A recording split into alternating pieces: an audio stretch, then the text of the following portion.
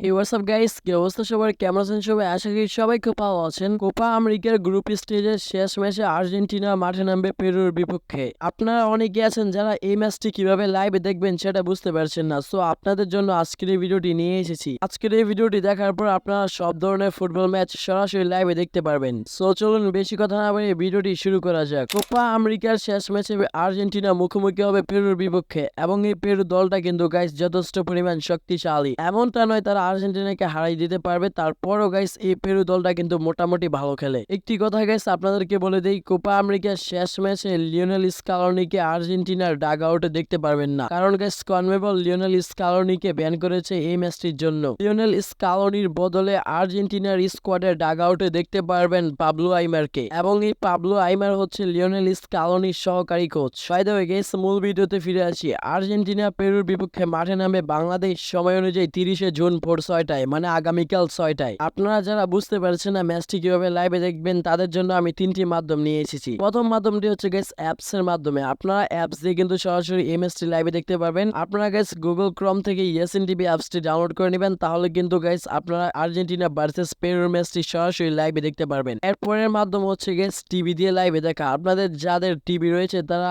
Sports দিয়ে কিন্তু এই ম্যাচটি সরাসরি লাইভে দেখতে পারবেন। এবং লাস্ট স্টেপটা হচ্ছে গাইস ওয়েবসাইট। আপনারা যদি গুগল ক্রোম ব্রাউজারে গিয়ে সার্চ করেন ইয়েল্লা শুট লিখে, ওইখানে কিন্তু আর্জেন্টিনার পেরুর ম্যাচটা আপনারা ইজিলি ভাবে দেখতে পারবেন। আমার দেখানো তিনটি মাধ্যম আপনাদের কেমন লাগলো সেটা অবশ্যই কমেন্ট বক্সে জানিয়ে দিবেন। এবং গাইস আপনার কি মনে হয় কে জিতবে এই ম্যাচটি, আর্জেন্টিনা না পেরু, সেটাও কমেন্ট বক্সে জানিয়ে দিন। এবং গাইস আজকের মতো এখানেই, ততক্ষণ পর্যন্ত আপনারা সকালে ভালো থাকবেন, সুস্থ থাকবেন, টেক কেয়ার, আল্লাহ হাফেজ গাইস।